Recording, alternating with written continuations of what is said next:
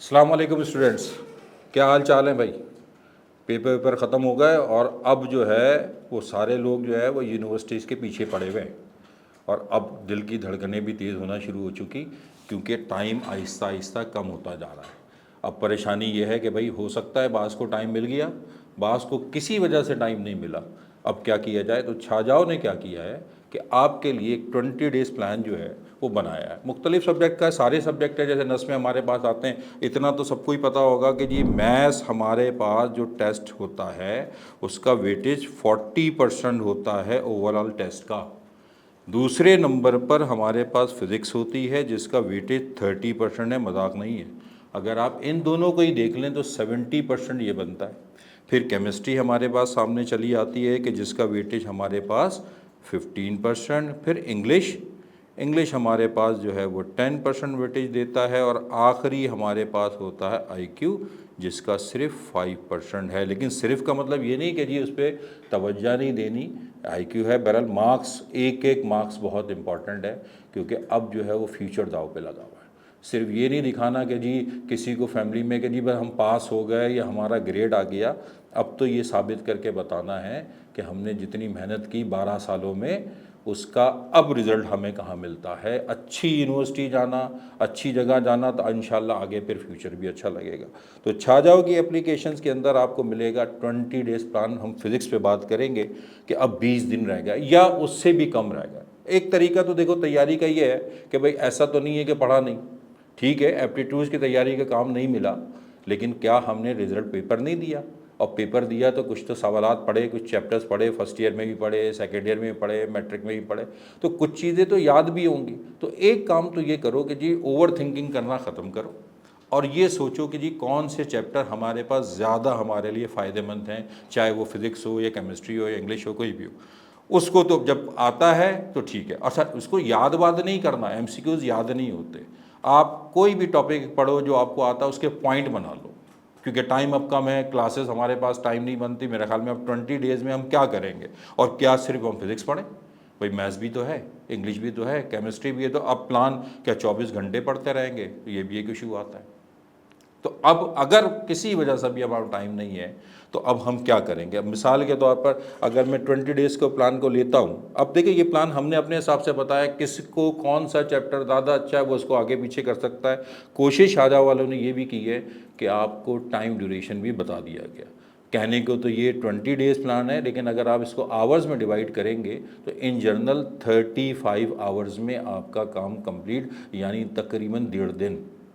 अब इसका मतलब ये नहीं है कि ये सुबह 9 बजे बैठ गए और अगले दिन जो है रात 9 बजे 9 बजे तक पढ़ के फिर फारिग कर दी। आपको अपने हिसाब से थोड़ा हेल्थ का ख्याल बहुत ज़रूरी है, क्योंकि अगर हेल्थ अच्छी नहीं होगी तो दिमाग काम नहीं करेगा पेपर में। तो बहरहाल 20 डेज़ में हमने जो रखा है कि जी अगर 20 डेज़ आपके पास रहते हैं तो जो फर्स्ट डे होगा, जिसके लिए हम कहते हैं कि अभी 20 डेज़ रिमेनिंग है, तो हमारे पास पहला चैप्टर जो आपने फिज़िक्स में पढ़ा फर्स्ट ईयर के अंदर, introduction of physics and scalar and vector, second chapter था। इसमें क्या होगा जी, इंट्रोडक्शन में क्या करना है भाई, यूनिट्स से आपको याद है। देखो फिजिक्स में मेन काम तो याद रख लो, फार्मूला और यूनिट बहुत ज़रूरी है। अगर यूनिट तुम्हें याद है तो डायमेंशन भी तुम बना सकते हो, सारी आसानी से पता है, सबको पता है।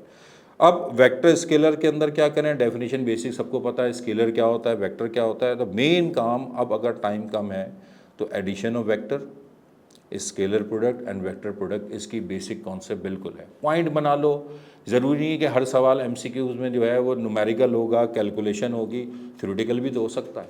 भाई मिसाल के तौर पर एक जर्नल सवाल सबको पता है, बड़ा मशहूर सवाल है कि स्केलर प्रोडक्ट मैक्सिमम कब होती है। तो फिर हम एंगुलर ऑप्शंस में मौजूद होंगे, तो सबको पता है कि जी स्केलर प्रोडक्ट में कोसाइन रेशियो यूज़ होती है, तो फिर हम कहते हैं 0 डिग्री। अब वो 0 डिग्री को हो सकता है वो सेम डायरेक्शन कर दे, ठीक है। तो इस तरीके से हम अपने आप को प्रिपेयर कर सकते हैं। ये तो पहला दिन जो डे 20 हमारे पास बाकी है, तो पहले दिन में हमने जो सोचना यही है कि इसको फिज़िक्स एंड स्केल। अब डे 2 पे चले जाते हैं, यानी अब 19 डेज रह जाते हैं। तो सेकंड चैप्टर जो हमने छोटी क्लासेस में पढ़ा है, motion for the equation of motions हैं। फर्स्ट इक्वेशन ऑफ मोशन, उसके फॉर्मूले तो याद ही होंगे। डेफिनेशन है कि जो वेलोसिटी है, ये बेसिक चीज़ें पता है। न्यूटन्स लॉ, उनकी एप्लीकेशंस, टेंशन एंड स्ट्रिंग्स आपने पढ़ा होगा, 2 केसेस हैं कि वर्टिकली एंड उसको फार्मूले बिल्कुल पता होने चाहिए। कोलिजन्स कौन कौन से होते हैं, इलास्टिक कोलिजन है, फिर मोमेंटम वगैरह। फिर प्रोजेक्टाइल मोशन जो 2 डायमेंशन मोशन की एक बेस्ट एग्जांपल है, तो इनके फार्मूले, इनके बेसिक फार्मूले, और ये पता होना चाहिए कि थ्रू आउट प्रोजेक्टाइल मोशन में कौन सा कंपोनेंट कांस्टेंट है, कौन सा ये है। तो अब 2 दिन गुजरने के बाद हमारे पास तीसरा दिन, यानी दूसरे लफ्ज़ों में देखा जाए तो 18 दिन अब हमारे पास बाकी रह गए।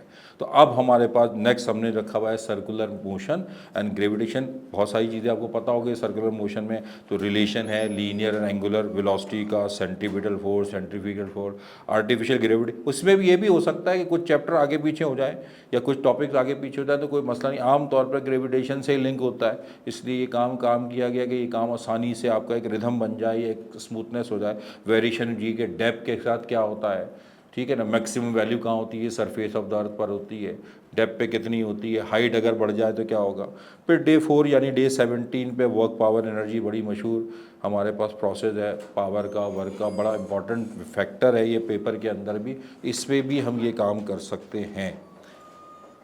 नेक्स्ट हमारे पास आता है जी डे 16, जब हमारे पास रह जाते हैं तो नेक्स्ट चैप्टर है torque, angular momentum end moment of inertia, simple harmonic motion. Link यूँ रखा हुआ है कि टॉर्क और एंगुलर मोमेंटम 10 डेफिनेशन है, क्या है, कंजर्वेशन ऑफ एंगुलर मोमेंटम क्या होती है, मोमेंट ऑफ इनर्शिया बड़ा इंपॉर्टेंट है, इसमें तुम्हें फॉर्मूले ज़रूर याद रखने हैं, ख़ास तौर पर कि डिस्क का मोमेंट ऑफ इनर्शिया कितना होता है, थिन रॉड का, ठीक है ना, इसके लिए स्फीयर्स वगैरह का, rotational kinetic energy, orbital velocity. Simple harmonic motion में क्या होती है, सिंपल, फिर पेंडुलम और स्प्रिंग अटैच बॉडी के फॉर्मूले, ठीक है, और उनसे रिलेटेड सवाल, जैसे बड़ा मशहूर एक सवाल है कि ये टाइम पीरियड है, अगर मैं लेंथ इंक्रीज़ करूँ तो टाइम पीरियड, या मास इंक्रीज़ करूँ तो स्प्रिंग अटैच बॉडी में तो टाइम पीरियड क्या होता है।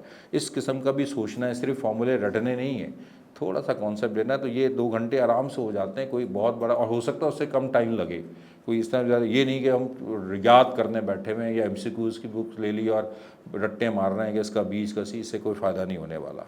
नेक्स्ट डे 15 यानी जब 15 दिन रह जाते हैं तो वेव्स एंड साउंड मोशन। तो सिंपल हार्मोनिक मोशन हम पहले ही कर चुके, वेव्स में transverse wave, mechanical wave, longitudinal waves है, फिर उसके बाद हमारे इक्वेशन ऑफ वेव्स हैं, ठीक। फिर क्लोज पाइप और ओपन पाइप आपने पढ़ा होगा, ये बड़े इंपॉर्टेंट है क्योंकि इसमें जो है वो फंडामेंटल फ्रीक्वेंसी और ओवरट्यून का बड़ा चक्कर होता है।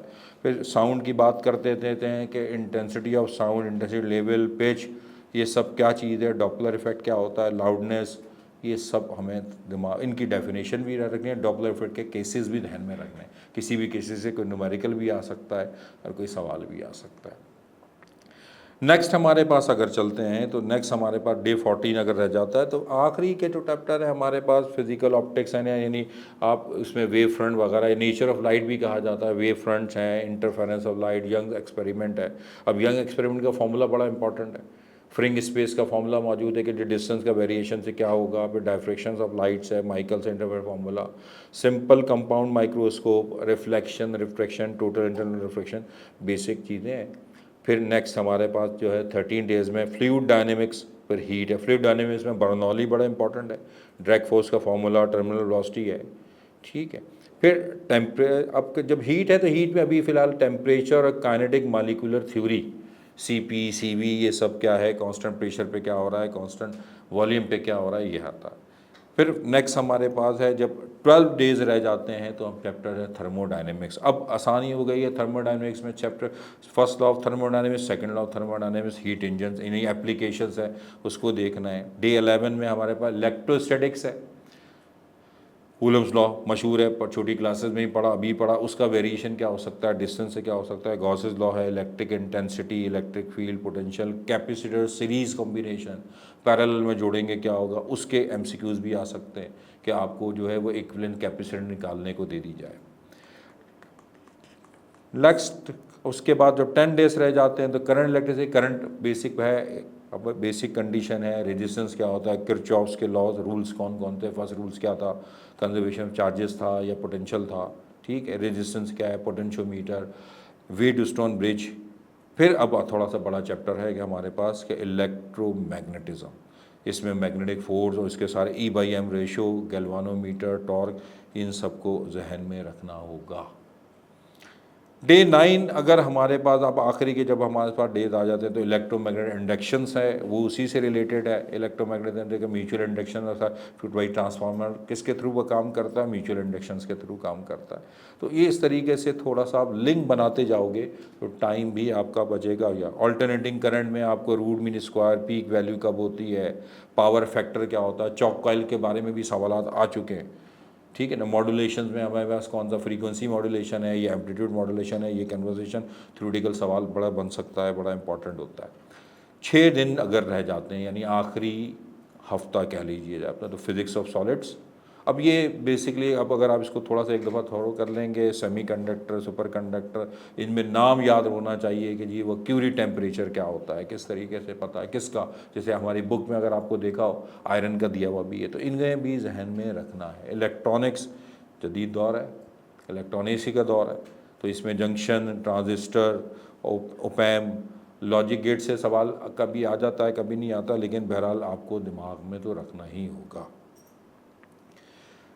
लास्ट 4 डेज़ में मॉडर्न फिज़िक्स, उस 3 डेज़ के रह जाती है, तो एटॉमिक स्पेक्ट्रा है हमारे पास, एक्सरे वगैरह है। तो अब आखिरी के 2 दिन है तो न्यूक्लियर फिज़िक्स, और न्यूक्लियर एक ही चीज़ है, न्यूक्लियर फिज़िक्स, इसमें वही आइसोटोप्स बेसिक चीज़ें पढ़े, केमिस्ट्री भी पढ़ा होगा, मास डिफेक्ट, बाइंडिंग एनर्जी तकरीबन मिलती जुलती चीज़ें, रेडियो एक्टिव भी पता होगा, हाफ लाइफ, रेडिएशन प्रोडक्टर्स, फिर फ्यूजन है, बायोलॉजिकल इफेक्ट है, ये ज़रूरी बड़ा इंपॉर्टेंट है। और आखिर में बेसिक बिल्डिंग ब्लॉक, कॉर्क, ठीक है ना, एंटी कॉर्क क्या होता है, ये सब लिप्टॉन वगैरह, ये सब हमारे जहन में रखने हैं, ठीक है। तो अब इसको अपने हिसाब से बना सकते हो, कोई ज़रूरी नहीं कि हमारा ही आप प्लान है कि जी वो प्लान यूज़ करो कि जी वो 20 और ये चैप्टर है। आपको कोई चैप्टर पहले से आता है तो आप उसको स्किप कर दो, तो आप उसको 10 दिन भी कर सकते हो, 15 दिन भी, लेकिन अब टाइम नहीं है, लिहाजा अब दौड़ना है, ठीक है। तो उम्मीद करता हूँ इससे आपको फ़ायदा होगा इंशाअल्लाह। जज़ाकल्लाह, अस्सलाम वालेकुम।